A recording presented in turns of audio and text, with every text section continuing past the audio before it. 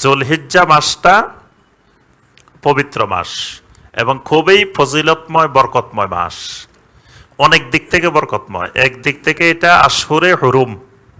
আশহুরে হুরুম, আশহুরে হুরুম মানে কি? সম্মানিত মাস।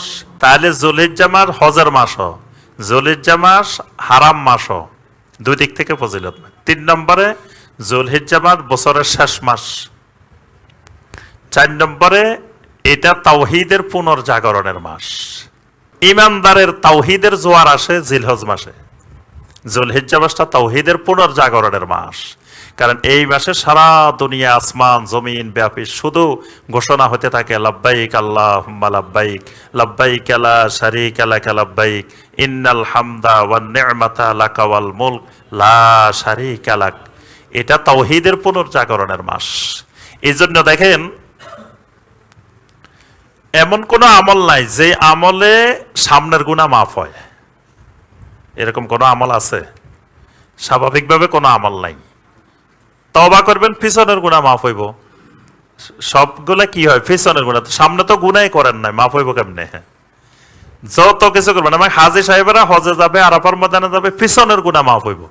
কিন্তু একটা আমল আছে এই মাসে যেটা করলে সামনের 1 বছরের গুনাহ মাফ হয়। সুবহানাল্লাহ। সেটা কোনটা? আর সিয়াম ইয়াউমে আরাফা। এখন কথা হইলো, আপনি হজেও গেলেন না, বাংলাদেশে বসে রয়েছেন, শান্তিনগরে বসে রয়েছেন, হাজীদেরকে সামনের 1 বছর মাফ করলো না, আপনারা কেন মাফ করে দিছে? এটা হলো তাওহীদের বরকত, তাওহীদের ফজিলত। আপনি ওই দিন সিয়াম পালন করছেন মানে আরাফার ময়দানের হাজীরা যেই তাওহীদের ঘোষণা দিচ্ছে, আপনি তার সাথে একাত্মতা ঘোষণা করছেন। আরাফার ময়দানের শ্রেষ্ঠ দোয়া কোনটা? লা ইলাহা ইল্লাল্লাহু ওয়াহদাহু লা শারীকা লাহু লাহুল মুলকু ওয়া লাহুল হামদু ওয়া হুয়া আলা কুল্লি শাইইন কাদির। এটা তাওহীদের কালেমা। এই তাওহীদের কালেমা লক্ষ লক্ষ হাজী সেখানে বলতেছে, লাব্বাইক আল্লাহুম্মা লাব্বাইক বলতেছে।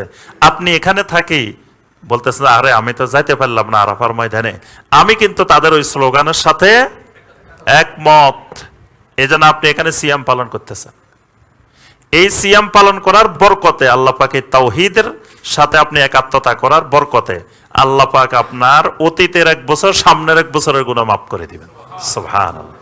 তাহলে যুলহিজ্জা মাস এটা অনেক ফজিলতময়।